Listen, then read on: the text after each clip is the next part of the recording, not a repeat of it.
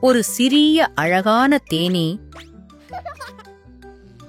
பெரிய தேன்கூட்டில் வசித்து வந்தது. அனைத்து தேனீக்களும் தேன் சேகரிக்க ஒன்றாக வேலை செய்து கொண்டிருந்தன. அப்போது அந்த சிறிய அழகான தேனீயும் உதவ விரும்பியது. ஆனால் மற்ற தேனீக்கள் சொன்னது, நீ மிகவும் சிறியதாக இருக்கிறாய்.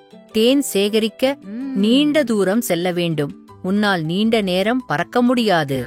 அந்த அழகான தேனீயும் சோகமானது. ஆனால் அது தன் முயற்சியை கைவிடவில்லை. ஒருநாள் பலத்த காற்றும் வீசியது. அன்று அந்த இருண்ட காட்டின் அருகே பூக்களும் கீழே விழுந்தது. தேனீக்கள் எல்லாம் அங்கு செல்ல பயந்தது. ஆனால் நமக்கு இன்னும் தேன் தேவைப்படுகிறது என்று ராணி தேனீ சொன்னது. அந்த இடம் மிகத் தொலைவில் இருக்கிறது.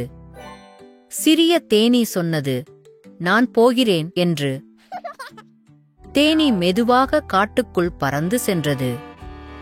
செல்லும் வழியில் தரையில் பூக்களைக் கண்டது. பூக்களில் இருக்கும் தேனை எடுத்துக்கொண்டு கூட்டிற்கு பறந்து வந்தது. மீண்டும் மீண்டும் சென்று தேனை எடுத்து தனது கூட்டில் சேகரித்து வைத்தது. தேனீயின் கடின உழைப்பால் அனைவருக்கும் போதுமான அளவிற்கு தேன் இருந்தது.